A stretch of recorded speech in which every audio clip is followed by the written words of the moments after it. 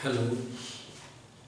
इस वीडियो में मैं पिक माइक्रो कंट्रोलर प्रोग्रामिंग के बारे में बताने जा रहा हूँ। जैसा कि टेक्नोलॉजी चेंज होती जा रही है, पहले एनालॉग सर्किट्स होते थे, TV mechanic, radio mechanic, DJ mechanic, electronics के रिपेयर करने वाले बहुत सारे लोग अपनी आजीविका रिपेयर से ही चलाते थे। धीरे धीरे ये लाइन प्रोग्रामिंग से जुड़ने लगी। पहले स्पेसिफिक आईसी हुआ करते थे, उसकी स्पेसिफिक पिन्स थी, स्पेसिफिक फंक्शंस थे। हम उनकी पिन्स के फंक्शन को चेंज नहीं कर सकते थे। जो सप्लाई पिन्स थी वो वही रहती थी, आउटपुट पिन्स, इनपुट पिन्स, सारी चीज़ें सेम रहती थी। तो वो आईसी मार्केट में हम खरीद के इलेक्ट्रॉनिक्स वाले सारे रिपेयर किया करते थे। धीरे धीरे टेक्नोलॉजी चेंज हुई, नीड बढ़ती चली गई। अब हर एक छोटे से काम के लिए एक नया आईसी डेवलप किया जाए, एक नया आईसी बनाया जाए, ये एक मुश्किल हो गया। जैसे टीवी के हर सेक्शन के लिए उसका आईएफ सेक्शन है, उसका अलग आईसी है, साउंड सेक्शन है, उसका अलग आईसी है, आरजीबी सेक्शन है, कलर सेक्शन, उसका अलग आईसी है, ईएचटी एम्पलीफायर है, उसका अलग आईसी है, फ्रीक्वेंसी बनाने वाला अलग आईसी है। तो इस तरह से टीवी में हर सेक्शन का अलग अलग आईसी। इसी तरह साउंड में। इसके बाद फिर इन्वेंशन हुई माइक्रो कंट्रोलर की। माइक्रो कंट्रोलर भी एक आईसी ही है, लेकिन ये हम इसे प्रोग्राम कर सकते हैं। एक ही आईसी से हम sound section, if section, video section, कोई भी सेक्शन इससे चला सकते हैं। आईसी नंबर सेम होगा, लेकिन उसमें प्रोग्राम अलग अलग होगा। तो आजकल ज़्यादातर प्रोग्रामिंग की बातें ही हो रही हैं। प्रोग्रामिंग ही सर्वोपरि होती जा रही है। तो इसमें कई कंपनियां आगे आई हैं। एटमेल का AVR है, माइक्रोचिप का पिक है। तो हम पिक की प्रोग्रामिंग के बारे में शुरू करेंगे। प्रोग्रामिंग जानने से पहले किसी भी इंसान को एक कंप्यूटर अच्छी तरह ऑपरेट करना आना चाहिए, उसे इंग्लिश लैंग्वेज अच्छी तरह आनी चाहिए। अनपढ़ मैकेनिकों के लिए ये फील्ड नहीं है। वो बेचारे तब आईसी नंबर वगैरह चेंज करके अपनी रिपेयर वगैरह कर लेते थे, लेकिन ये भी एक फील्ड जो है एजुकेटेड लोगों के पास ही चला गया। लेकिन इसे सीखा जा सकता है। कुछ कंप्यूटर को अच्छी तरह सीख लो, उसके बाद सी लैंग्वेज सीखनी पड़ती है प्रोग्रामिंग की। उससे पहले थोड़ा छोटे मोटे प्रोग्राम असेंबली लैंग्वेज में भी बनाए जा सकते हैं। इसके लिए कंपाइलर यूज़ होता है। तो इसके कई पार्ट्स हैं प्रोग्रामिंग के। जिन्होंने आज तक बिल्कुल नहीं की, उनके लिए वीडियो है कि स्टार्ट कहाँ से करें, ये प्रोग्रामिंग क्या चीज़ है, कैसे करें, किससे सीखें, कहाँ जाएं। तो मैं कोशिश करता हूँ बिल्कुल जो स्टार्टिंग वाले बंदे हैं उनको कैसे पता चले कि प्रोग्रामिंग होती क्या है। तो देखो, प्रोग्रामिंग का, आईसी के प्रोग्रामिंग करने का हमें ये फायदा है कि इसकी जो पिन्स हैं दूसरे आईसी और इस प्रोग्रामिंग आईसी में सबसे बड़ा जो डिफरेंस है वो जानने लायक है। हम इसकी किसी भी पिन को आउटपुट बना सकते हैं, किसी भी पिन को इनपुट बना सकते हैं। मान लो ये 20 नंबर पिन है, ये 21 है, ये 22 है, ये 23 है। तो हम 20 नंबर को इनपुट बना सकते हैं, 21 नंबर को हम आउटपुट बना सकते हैं।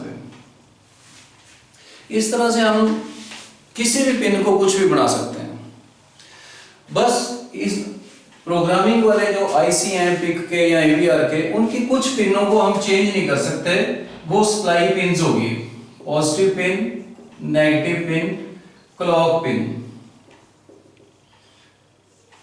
क्लॉक पिन्स होती हैं इसमें, जिसमें ऑसिलेटर लगता है, क्रिस्टल वगैरह लगाया जाता है। तो इस तरह से बड़े सस्ते 40-30 रुपए से शुरू होकर कंट्रोलर हजारों रुपए तक आते हैं। तो हम इन्हें प्रोग्राम करके अपनी किसी भी डिवाइस में लगा सकते हैं। सबसे बड़ी बात यह है कि हमने इसको इनपुट कैसे बनाना, आउटपुट कैसे बनाना, इसकी क्लॉक पिंस के ऊपर ऑसिलेटर कैसे लगाना, ये सारा कुछ समझने जानने के लिए एक लंबी प्रोसेस है। स्टेप बाय स्टेप अगर उसको समझने की कोशिश करो तो ये समझ आ भी जाता है। जैसे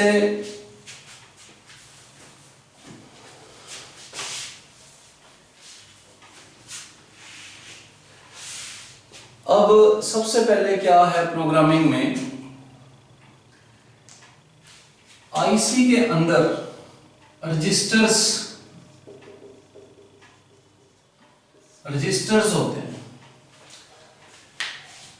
रजिस्टर्स क्या करते हैं, सारा डाटा जो हमने भेजना है, रिसीव करना है, अपने आप में स्टोर रखते हैं और इन रजिस्टर्स से ही सारा डाटा आगे ट्रांसफर किया जाता है।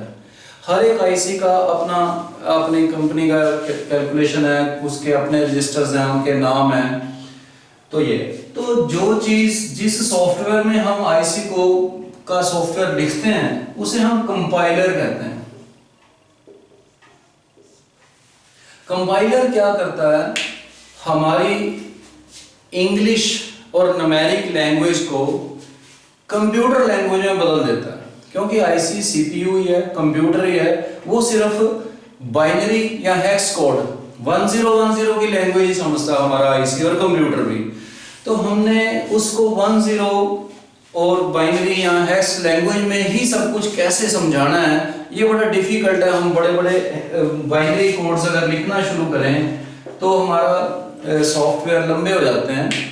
तो हमें क्या है, कुछ इंग्लिश के वर्ड दिए गए हैं, कंपाइलर उन वर्ड्स को अपने आप बाइनरी या हेक्स लैंग्वेज में, हेक्स वैल्यू में चेंज करके आईसी के अंदर फीड कर देता है। तो पहले सबसे स्टेप ये है कि जो भी सॉफ्टवेयर होगा वो हमें सीखना होगा। भी कंपाइलर जो है पहले वो हमें डाउनलोड करना होगा कंप्यूटर पे, उसके बाद उसको चलाना सीखना होगा कि कैसे फाइल बनानी है, कैसे प्रोजेक्ट बनाना है, उसमें कैसे कोई दूसरी .c वाली फाइल ऐड करनी है, उसमें सॉफ्टवेयर लिखना कैसे है, उसकी कमांड्स क्या हैं, ये सारा कुछ। कंपाइलर के बाद जब हम सॉफ्टवेयर बन जाता है तो उसके बाद एक हेक्स फाइल तैयार होती है।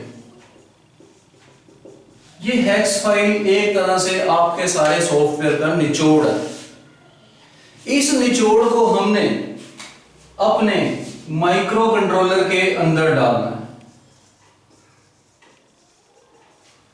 इस निचोड़ को हमने माइक्रो कंट्रोलर के अंदर कैसे डालना है, उसके लिए हमें एक डिवाइस की जरूरत है जिसे प्रोग्रामर ही कहते हैं। बने बनाए प्रोग्रामर मार्केट से मिल जाते हैं, उसको कंप्यूटर के साथ अटैच करना होता है और उसमें आईसी लगाना होता है। तो आपका सॉफ्टवेयर जो आपने हेक्स फाइल क्रिएट की है वो प्रोग्रामर में जाएगा और प्रोग्रामर उसे आईसी में डाल देगा। इस तरह से आईसी आपका प्रोग्राम हो जाएगा। तो इसका मैं एक ब्लॉक डायग्राम बना के समझाने की कोशिश करता हूं।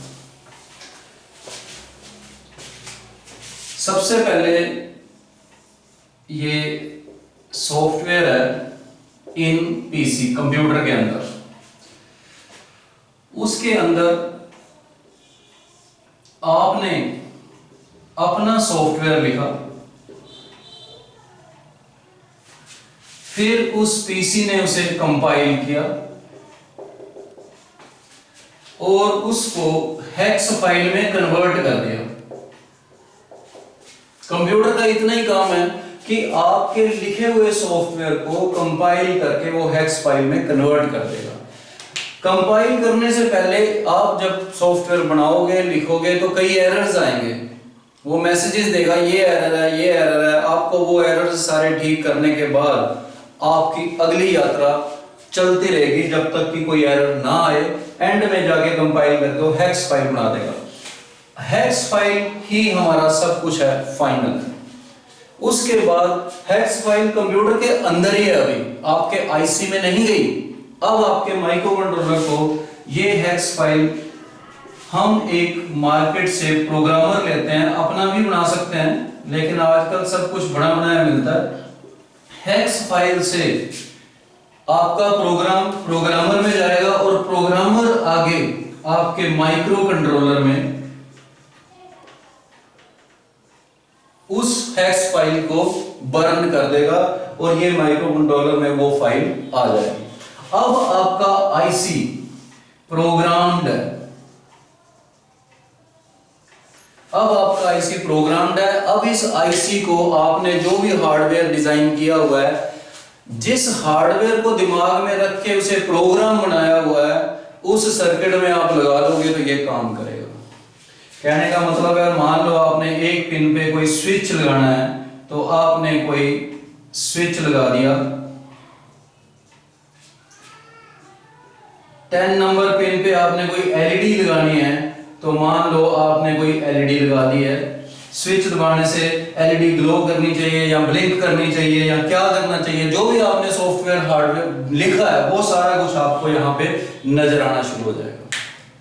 तो ये एक प्रोग्रामिंग की स्टार्ट है। अगर फिर भी आपको कुछ समझ नहीं आया, यू कैन कॉल मी, मेरे से पूछ सकते हैं कि ये प्रोग्रामिंग क्या चीज है, किस तरह से स्टार्ट लेनी है। तो ये स्टार्टिंग है। उसके बाद में प्रैक्टिकली आपको पिक के एमपीलैब सॉफ्टवेयर दिखा के उसमें प्रोग्राम लिख के सॉफ्टवेयर बना के कंपाइल करके हेक्स फाइल बना के हेक्स फाइल को प्रोग्रामर में फीड करके मैं सारा कुछ एक प्रैक्टिकली दूसरी अगली वीडियो में दिखाऊंगा। पहले आप इस वीडियो को समझ लें और समझने के बाद मैं डाउनलोड से लेके सारा कुछ उसमें लिखूंगा कि प्रोग्राम डाउनलोड कौन सा करना है, असेंबली लैंग्वेज में प्रोग्रामिंग कैसे करनी है, उसके बाद सी लैंग्वेज में प्रोग्रामिंग कैसे करनी है। तो सी लैंग्वेज में प्रोग्रामिंग करोगे वो भी असेंबली में चेंज होगे, हेक्स में चेंज होएगी, एंड उसका हेक्स फाइल ही है। तो ये हमारी फर्स्ट वीडियो थी जिसमें मैं कोशिश कर रहा हूं कि आपको पिक की माइक्रो कंट्रोलर की प्रोग्रामिंग सिखाई जाए। ये कोई आर्डिनो या रेस्पबेरी पाई नहीं है जहां पे आपको बनी बनाई लाइब्रेरीज मिलेंगी, आपने नेट से कॉपी किया और कर दिया। ये बेसिक्स है, बिल्कुल बेसिक्स, जड़ें, जहां से आपको बिल्कुल शुरू से समझ आएगी कि प्रोग्रामिंग होती क्या है। हम एक एक बिट, एक एक रजिस्टर को खुद कॉन्फ़िगर करेंगे, खुद अपनी लाइब्रेरीज तैयार कर सकते हैं। तो ये था हमारा आज का लेक्चर।